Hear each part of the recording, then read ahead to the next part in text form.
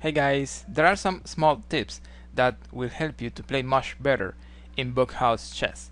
In this video, I tell you my 10 tips to be able to beat even GMs in this game. Keep watching. If you don't know it, Bughouse is a chess variant where we play in two-persons teams, and each player can use the pieces his teammate captures over the other board. There is a lot of fun, and also you can practice tactic patterns and checkmate ideas. Let's go with the tips. First of all, I will say 3 general, very basic, logical ideas, and then I will continue with the 10 real tips. So here is the first one. Don't just put pieces randomly on the board. Those pieces your opponent captures over there you want to use on your board. Make sure you're not putting them everywhere. Wait for the right moment where you can create the most damage. Number 2, extract and open the enemy king. Very often we're going to play minor pieces sacrifices over f7, so we create weaknesses and we clear squares, so we can continue later with the attack. And number 3, do not expose your queen. When you go out with your queen, your opponent can start threatening your queen, and then you will never be able to play again good moves, because he will always be attacking your queen. Remember, he has many pieces outside and he can use them, he can bring them to the board to the right position, attacking things. So this is going to be a problem for you. Do not expose your queen. Let's go in order of significance with the 10 real tips. First one, pawns defend your king. Whenever your opponent is attacking, your king is a little discovered, there is a good way to defend, and it is putting pawns over there. When you put pawns next to your king, you're controlling the squares over there, but also you are filling that square so he cannot bring things like pawns or knights or anything, and you're going to be safer if you can do that. Number 2, appreciate initiative. In regular chess, initiative means a lot. In Bughouse chess, initiative means a lot 10 times. In general, in Bughouse, the player who takes the initiative wins the game, or at least could be able very often to win the game. So the idea here is that everything you can do during Bughouse games, and you can do it threatening things, do it that way. Number 3, manage well your time. In Bughouse chess, there are many situations where the clock is going to be decisive. For example, in mine we are playing, we need a piece to be able to give checkmate. Our teammate can get that piece, but it's his opponent's turn to play, and then if he has more time than we have, he won't play until we play, so he makes sure we're not mating his teammate. So the idea here is that the clock is really important. It's going to affect a lot what happens on the boards, so make sure you're managing well your time when you're playing Bughouse. Tip number 4, pawns on the 7th rank make a lot of damage. So whenever you see an open space over there, you put a pawn, and it's going to be a big problem for your opponent. Just like in regular chess, when the pawn goes to the 7th, you're promoting, so it's a big threat. And this time there's something good. You don't have to advance like g4, g5, g6. You can just bring a pawn from the other side and put it on the 7th rank. At the same time, when you're playing, make sure you're not clearing squares unprotected over the 7th rank, because then your opponent can do the same. Number 5, get familiar with Bughouse typical mating patterns. For example, very often after the sacrifice on f7, we bring the knight, and then we are winning almost always. Imagine the king goes back, all we need is a queen to put it here.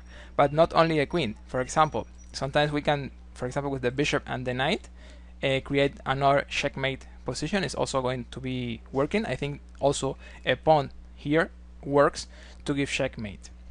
Number 6, appreciate the turn to play. Every time it's your turn to play in Bughouse is a huge opportunity, because you can start threatening things and taking the initiative, and probably you can end up giving checkmate.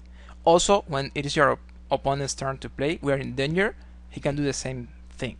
So keep in mind when you're playing this game that the turn to play is already an advantage.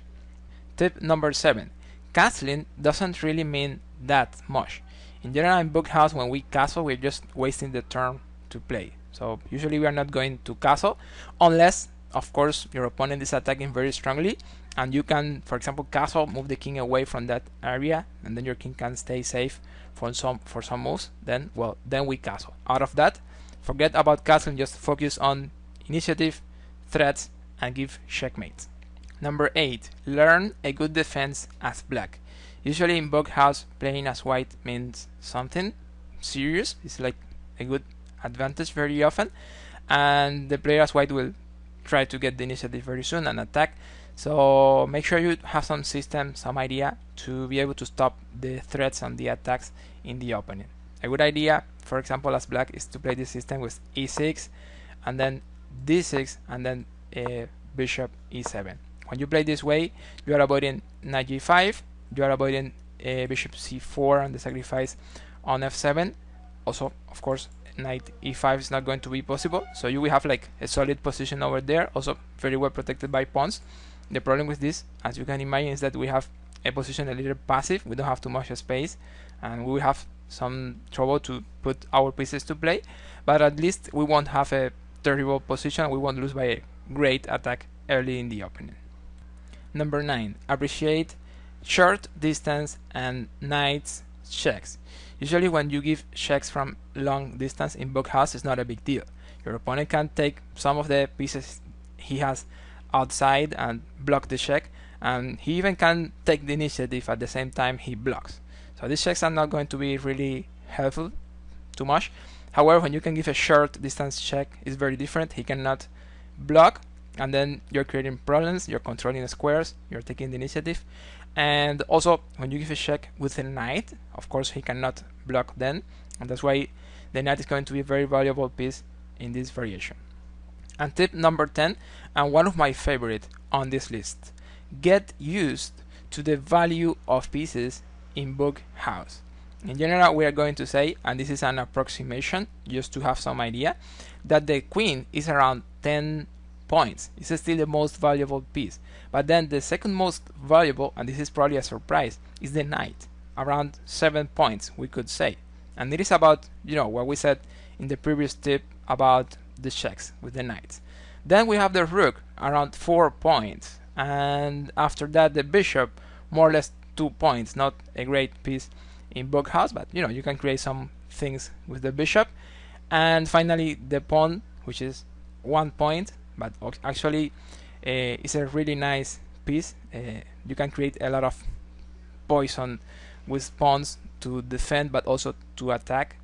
So that's the idea. Get used to the way or the value they have in Bughouse chess, because as you can see, it's a little different this time. Okay. So first of all, we develop very fast and we want to, sacrifice over there. This is a good move, I think. I want to play knight somewhere. Okay, knight b4. I play like bishop here, I guess. He's gonna play d6, but I'm going to play knight here. He can play queen e7. Okay, bishop there. I take. He takes a pawn. If I had a pawn, I could put it here on e6. If I had a knight, I could put it here on g5. Okay, I have the pawn now, so I put it there. And what do I need now? So I might take this pawn, right? Just to open this space over there. I mean, my opponent is not like trading too much. I mean, my mate. Oh, that's great. Thank you. It's a knight. That's perfect. Okay, so check first. Check later. If he goes down, I have mate in 2 moves. I need a couple of pawns, and then I win. I queen here. Yeah, let's see. Then he puts a pawn. Okay, that's smart. That's smart. But I can still, sacrifice and see what happens. Okay, bishop there. Yeah, that's good. I mean, I go back. Okay.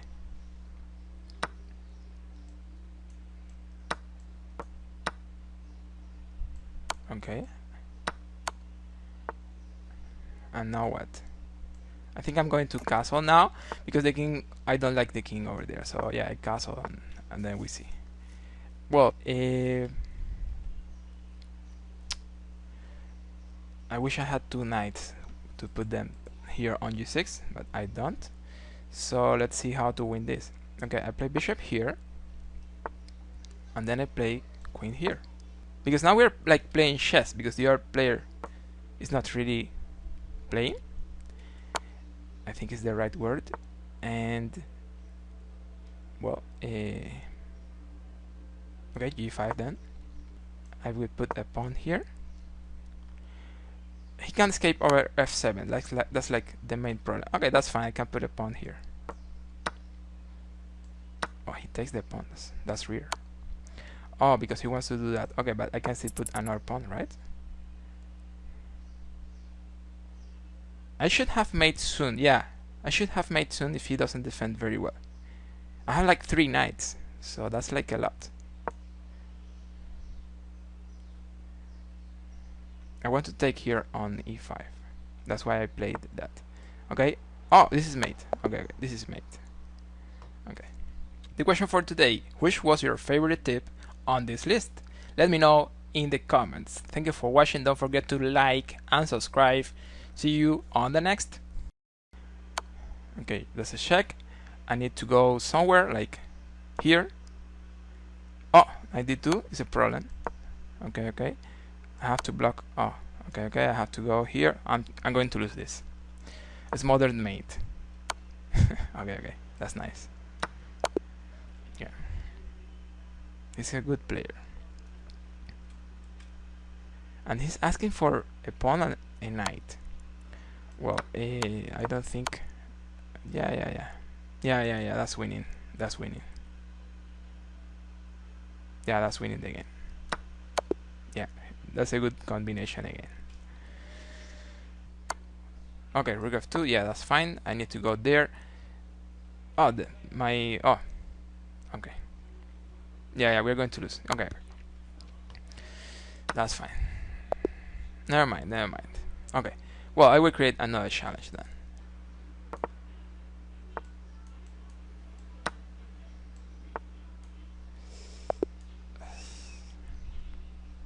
Because now we're like playing chess, because the other player is not really playing. I think is the right word.